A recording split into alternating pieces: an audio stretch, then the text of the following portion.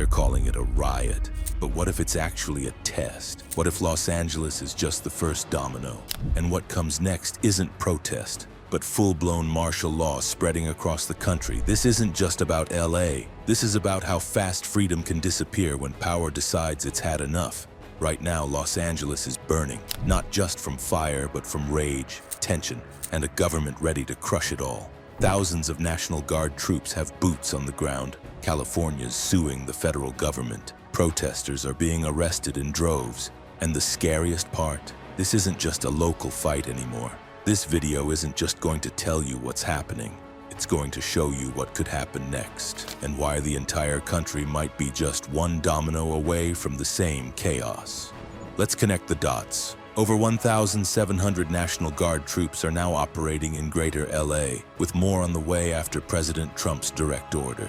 Gavin Newsom tried to block them, calling the deployment unconstitutional. Trump overruled him.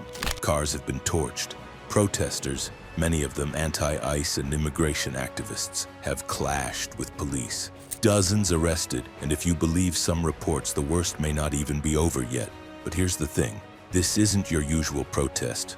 Multiple officials, like Kristi Noem Sinodan, are claiming it's organized, that there are paid agitators, that this isn't spontaneous but strategic. If that's true, who's behind it? And what's their goal? Trump's move to deploy troops happened against the will of California's governor. In response, California filed a lawsuit claiming the deployment is unconstitutional. This opens a legal black hole. Who really has the final say in times like this? The president or the states? Trump's legal team is framing this as a national emergency, not just a state issue.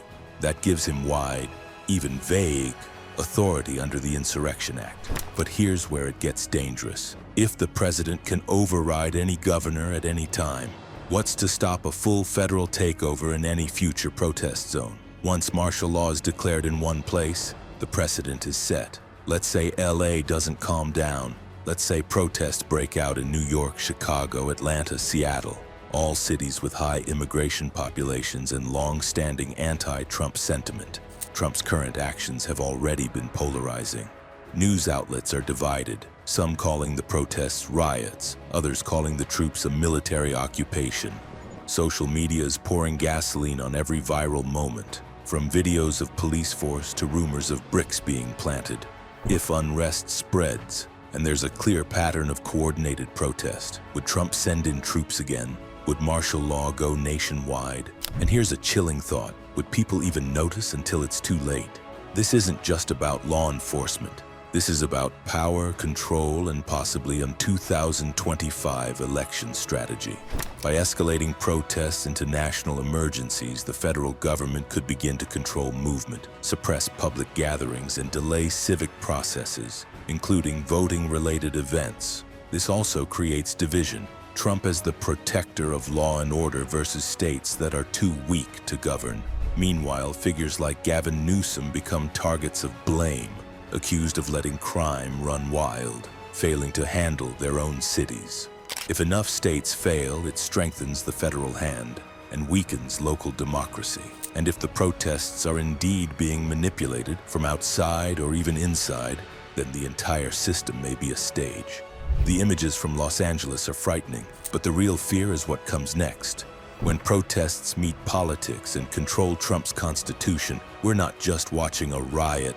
We might be watching the beginning of a new kind of America, one where law and order aren't just buzzwords, they're weapons. So here's the real question. If LA is the first domino, where does the second one fall? Drop a comment. Where do you think this is all heading? Subscribe for more updates like this.